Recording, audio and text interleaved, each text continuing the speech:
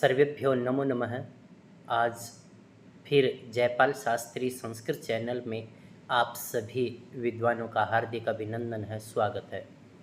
आज हमारा विषय है AEC 3 के तहत जो प्रथम यूनिट है संधि, वो मैं आप लोगों के सामने रखने जा रहा हूँ। तो हमारा विषय है आज का संधि। तो संधि किसे कहेंगे, इस विषय में यहाँ आपके सामने विषय है संधि।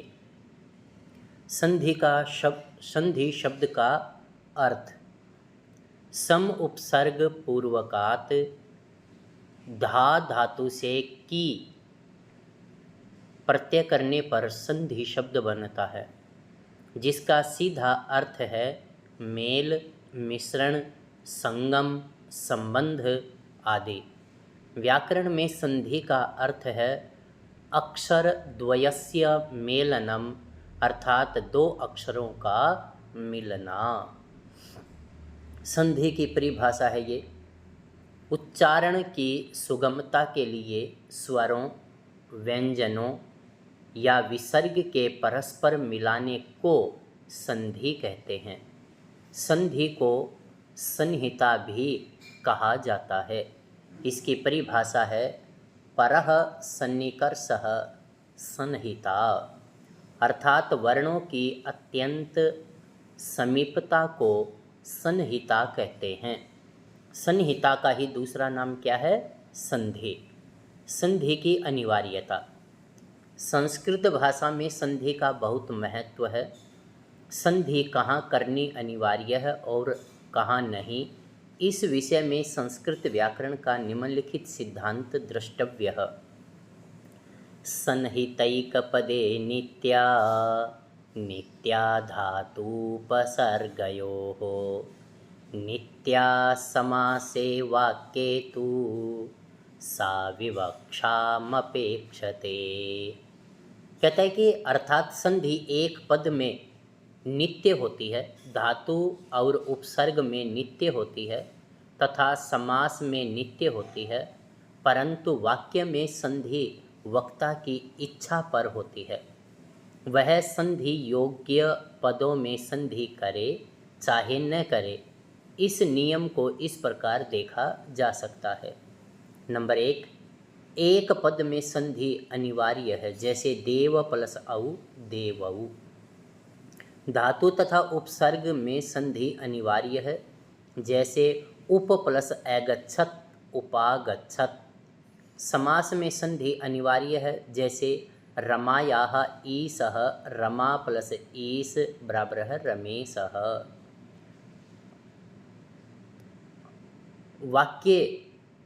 वाक्य के अंदर संधि का होना या न होना कोई अनिवार्य नहीं है, वहाँ पर लेखक की इच्छा पर निर्भर करता है। जैसे रामः प्लस चलति भी लिखा या बोला जा सकता है और रामश्चलति भी, दोनों ही ठीक हैं। तो इस तरह से हमने देखा कि संधि कहाँ होती है और कहाँ नहीं होती है। अब ये आपके सामने संधि के भेद रखे गए हैं। स्वर, व्यंजन अथवा विसर्ग की अत्यंत समीपता होने पर ही संधि होती है। इसी आधार पर संधि के 3 भेद किए गए हैं। स्वर संधि ही, इसी को अच संधि भी कहते हैं। व्यंजन संधि ही, इसी को हल संधि भी कहते हैं। और विसर्ग संधि ही, स्वर संधि, जहाँ स्वर के साथ स्वर के आने पर उन दोनों स्वरों का पारस्परिक मेल हो जाता है, उसे स्वर संधि कहते हैं। जैसे देव प्लस आलयः देवालयः। यहाँ पर देव का ए और आलय का आ स्वर एक साथ आ गए हैं। जैसे आपने देखा कि भी ए प्लस आ, ये दोनों ही अक्षर यदि आ गए हैं तो उनके मिलने पर देवालयः पद बनता है। अतः यहाँ पर स्वर संधि है। स्वर संधि को अच संधि भी कहते हैं। व्यंजन संधि, जहाँ व्यंजन के साथ व्यंजन अथवा स्वर के आने पर उनका पारस्परिक मेल होता है, उसे व्यंजन संधि कहते हैं। व्यंजन के साथ व्यंजन का मेल, जैसे सत प्लस चित, सच्चित। यहाँ पर सत का तय और चित का चय व्यंजन एक साथ आ गए हैं तथा उनके मिलने पर सच्चित पद बनता है, अतः यहाँ व्यंजन संधि है। नंबर 2, व्यंजन के साथ स्वर का मेल, जैसे तत् प्लस आगमनम तदागमनम। यहाँ पर तत् का तय व्यंजन और आगमन का आ स्वर एक साथ आ गए हैं तथा उनके मिलने पर तदागमनम पद बनता है, अतः यहाँ भी व्यंजन संधि है। व्यंजन संधि को हल संधि भी कहते हैं। नंबर 3, विसर्ग संधि। जहाँ पर विसर्ग के साथ स्वर अथवा व्यंजन के आने पर उनका पारस्परिक मेल होता है, उसे विसर्ग संधि कहते हैं। नंबर 1, विसर्ग के साथ स्वर का मेल, जैसे मुनि प्लस आगतः मुनिरागतः। यहाँ पर मुनि पद के विसर्ग तथा आगतः पद का आ स्वर एक साथ आ गए हैं तथा उनके मिलने पर मुनिरागतः रूप बना है। विसर्ग के साथ व्यंजन का मेल, जैसे रामः प्लस चलति रामश्चलति।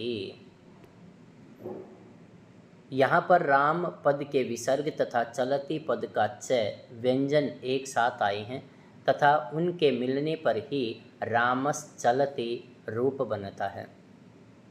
पाठ्यक्रम के अनुसार यहाँ स्वर संधि का ही विवेचन अपेक्षित है। स्वर संधि के भेद। स्वर संधि के निम्नलिखित भेद किए जा सकते हैं: दीर्घ संधि, यण संधि, गुण संधि, वृद्धि संधि, अयादि संधि, पूर्व रूप संधि, पर रूप संधि और प्रकृति भाव। पाठ्यक्रम में निर्धारित संधियाँ गुण, दीर्घ, गुण, वृद्धि, यण और अयादि आदि 5 स्वर संधियाँ निर्धारित हैं, जिनका विवेचन यहाँ अपेक्षित है। तो सबसे पहली जो हमारी संधि है वो हमारी कौन सी है? दीर्घ संधि। तो ये दीर्घ संधि है। इसका नियम है अकः स्वर्णे दीर्घः। अक अर्थात ए, आ, इ, उ, रि, री स्वर वर्णों के बाद जैसा ही समान स्वर वर्ण आने पर दोनों के स्थान पर एक दीर्घ वर्ण हो जाता है। इस नियम के आधार पर निम्नलिखित अनेक स्थलों पर दीर्घ संधि होती है, जैसे ए से परे ए होने पर आ अर्थात ए प्लस ए आ, जैसे सुख प्लस अंतः सुखांतः ऐसा रूप बन जाएगा। अब इसके अन्य उदाहरण यहाँ पर दिए हुए हैं। दैत्य प्लस अरिहि दैत्यारिहि, हिम प्लस अद्रिहि हिमाद्रिहि, एक प्लस अक्षरः एकाक्षरः, पुर प्लस अरिहि पुरारिहि, मृग प्लस अंकः मृगांकः, हिम प्लस अंशुः हिमांशुः, शीत प्लस अंशुः शीतांशुः, दिन प्लस अंकः दिनांकः, तव प्लस अपि तवापि, शश प्लस अंकः शशांकः। ये ए प्लस ए का उदाहरण था। जैसे यहाँ सुख प्लस अंतः सुखांतः रूप बना। ए से परे आ होने पर आ अर्थात ए प्लस आ बराबर है आ, जैसे देव प्लस आलयः देवालयः। यहाँ पर ए प्लस आ से देवालयः बन गया। उसी प्रकार अन्य उदाहरण है हिम प्लस आलयः हिमालयः, शिव प्लस आलयः शिवालयः, छात्र प्लस आवासः छात्रावासः, विवेक प्लस आनंदः विवेकानंदः, पद्म प्लस आलयः पद्मालयः, रत्न प्लस आकरः रत्नाकरः, परम प्लस आनंदः परमानंदः, तव प्लस आज्ञा तवाज्ञा, मम प्लस आशा ममाशा, कमल प्लस आकरः कमलाकरः, पद्म प्लस आकरः पद्माकरः। अब ये तीसरा नियम है। आ से परे ए होने पर आ अर्थात आ प्लस ए आ हो जाता है। जैसे विद्या प्लस अर्थी विद्यार्थी। तो इसके अन्य उदाहरण यहाँ दिए गए हैं, देखिए। विद्या प्लस अर्थी, महा प्लस असुरः महासुरः, सभा प्लस अध्यक्षः सभाध्यक्षः, तव प्लस अपि तवापि, रमा प्लस अपठत रमापठत, श्रद्धा प्लस अस्ति श्रद्धास्ति, महा प्लस अरणवः महारणवः, महा प्लस अरण्यः महारण्यः। 4 का नियम है। आ से परे आ होने पर आ अर्थात आ प्लस आ हो जाएगा। जैसे विद्या प्लस आलयः विद्यालयः। तो इसके अन्य उदाहरण भी दिए हुए हैं, वो क्या है देखिए। अन्य उदाहरण, सुधा प्लस आकरः सुधाकरः, चिकित्सा प्लस आलयः चिकित्सालयः, कृपा प्लस आकांक्षी कृपाकांक्षी, विद्या प्लस आतुरः विद्यातुरः, सीता प्लस आलयः सीतालयः, रमा प्लस आगता रमागता। अब ये ख भाग है। ई से परे ई होने पर ई अर्थात दीर्घ ई हो जाती है। जैसे मुनि प्लस इंद्रः मुनीन्द्रः। तो यहाँ इसके अन्य उदाहरण भी दिए हैं, देखिए। मुनीन्द्रः, इति प्लस इदम इतीदम, अभि प्लस इष्टः अभीष्टः, हरि प्लस इच्छा हरीच्छा, कवि प्लस इंद्रः कवीन्द्रः, रवि प्लस इंद्रः रवीन्द्रः। ई से परे दीर्घ ई होने पर ई अर्थात दीर्घ ई हो जाती है। जैसे मुनि प्लस ईसः मुनीसः। तो यहाँ इसके अन्य उदाहरण भी दिए हैं, वो भी देखिए।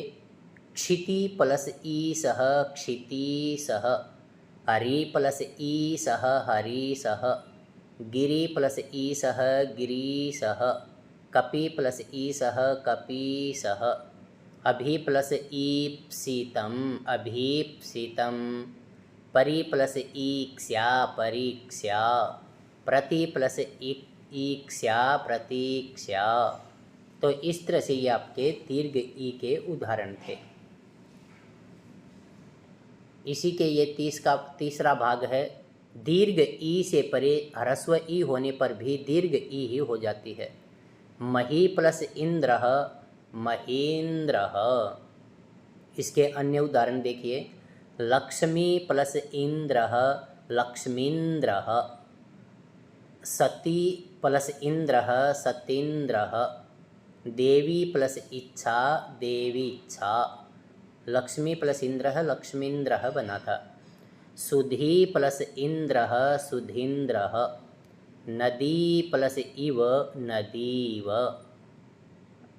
4 का नियम है ये।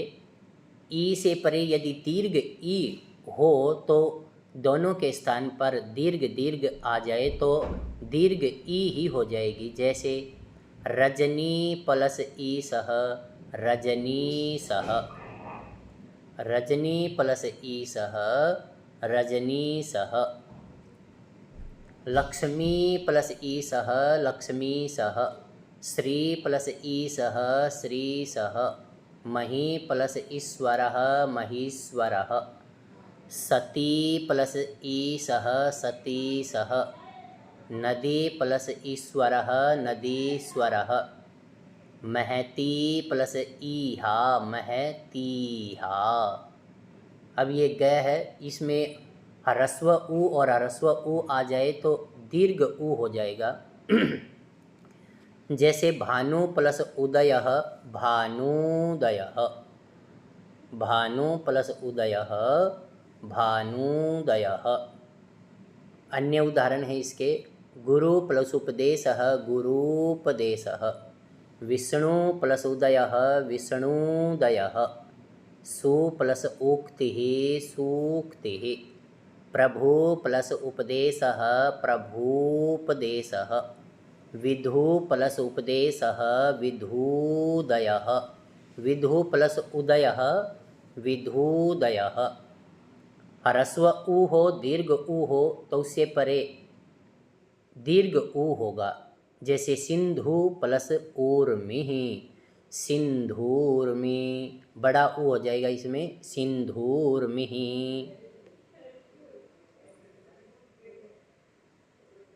इसके अन्य उदाहरण हैं लघु प्लस ऊर्मिः लघूर्मिः, तरु प्लस ऊर्ध्वम तरूर्ध्वम, भानु प्लस ऊर्जा भानूर्जा।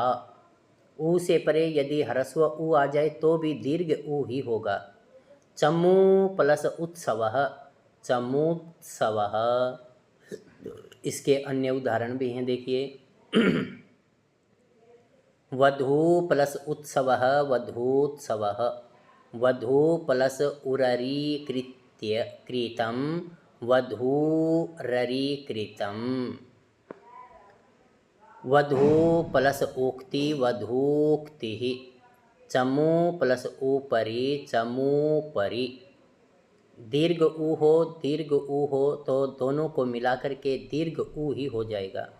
जैसे चमू प्लस ऊर्जा चमूर्जा। तो इसके अन्य उदाहरण भी हैं भू प्लस ऊर्जा भूर्जा, चमू प्लस ऊर्ध्वम चमूर्ध्वम, वधू प्लस ऊर्मयः वधूर्मयः। अब ये री के उदाहरण हैं। री से परे यदि री आ जाए तो उसको दीर्घ री हो जाएगी। पितृ प्लस ऋणम पितृणम। इसके अन्य उदाहरण हैं यहाँ।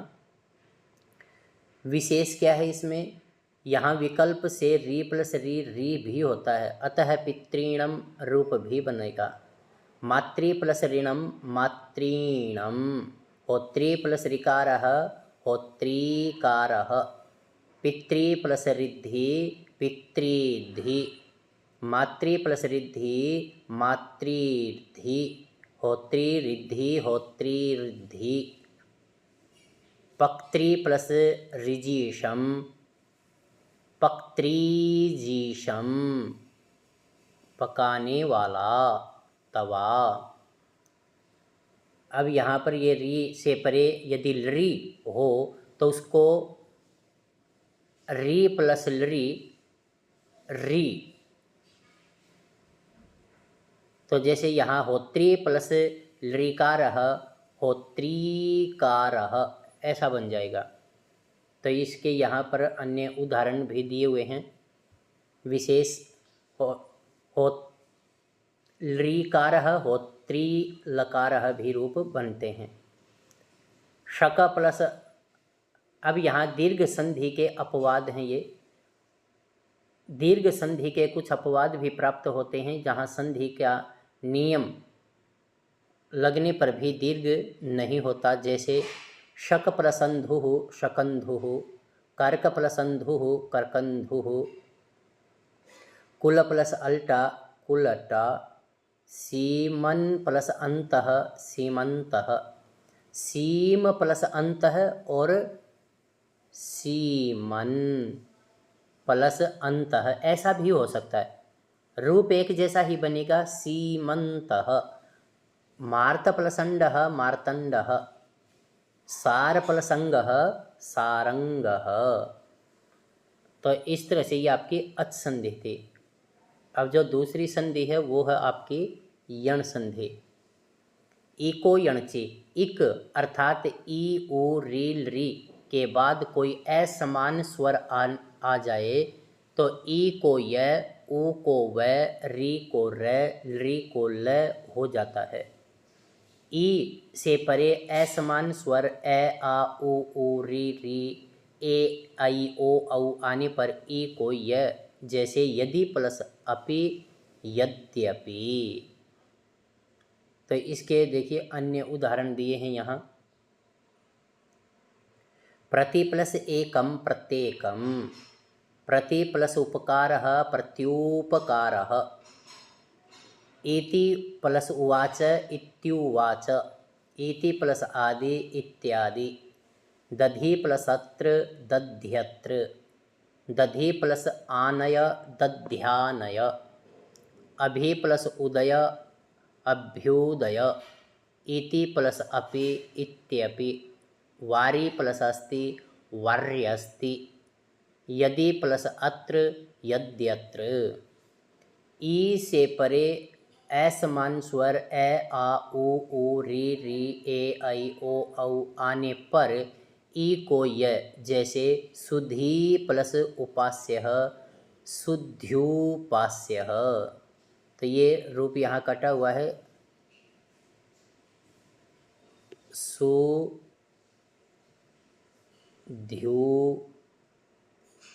और पास्य। तो यहाँ पर शुद्ध्युपास्य, ये और जोड़ देंगे पास्य,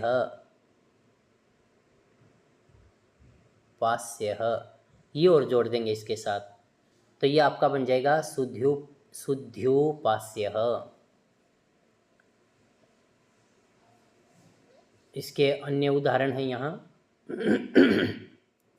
गौरी प्लस आयाति गौर्यायाति, नदी प्लस अस्ति नद्यस्ति, नदी प्लस अम्बुः नद्यम्बुः, शशि प्लस उदीयाय शस्योदीयाय। ख का है ऊ से परे असमान स्वर ए आ ई री री ए ऐ ओ औ ये आ जाएं तो ऊ को व हो जाएगा, जैसे मधु प्लस हरिः मध्वरिः। यहाँ इसके अन्य उदाहरण क्या हैं? सु प्लस आगतम स्वागतम, वस्तु प्लस अस्ति वस्तुअस्ति, मधु प्लस अस्ति मध्वस्ति, करोतु प्लस इदम करोत्वीदम। ये जो ऊ है इसको व करना है।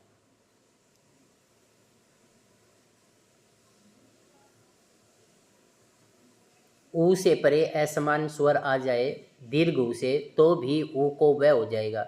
वधू प्लस आगमनम वध्वागमनम, भू प्लस आदिगण भवादिगण, वधू प्लस आशयः वध्वाशयः, और वधू प्लस अलंकारः वध्वैलंकारः, वधू चमू प्लस आगमनम चमवागमनम।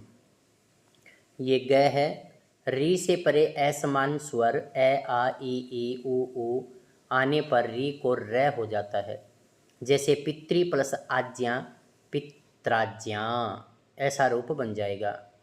और इसके फिर यहाँ पर आप देखिए उदाहरण दिए हुए हैं।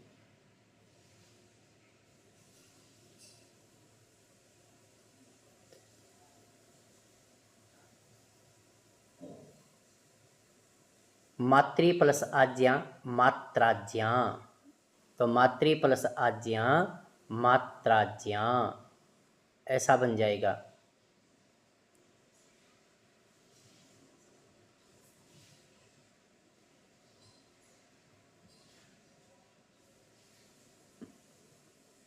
मातृ प्लस आज्ञा मात्राज्ञा, पितृ प्लस अनुमति पित्रनुमति, स्वश्री प्लस एषणा स्वश्रेषणा, मातृ प्लस आदेशः मात्रादेशः, धात्री प्लस अंशः धात्रंशः, मातृ प्लस इच्छा मातृच्छा, भ्रातृ प्लस उक्तम भ्रातृउक्तम, पितृ प्लस अभिलाषः पितृभिलाषः। लृ से परे असमान स्वर ए आ ई उ आने पर लृ को ल, जैसे लृ प्लस आकृति ही लाकृति ही, ऐसा रूप बन जाता है। तो ये आज हमने AEC 3 के तहत संधि का भाग देखा है। आप एक बार इन सब को अच्छी प्रकार से दोहरा लें तो आप संधि को बहुत अच्छे से कर पाएंगे। इन्हीं शब्दों के साथ आप सभी का बहुत बहुत धन्यवाद। जयतु संस्कृतम जयतु भारतम।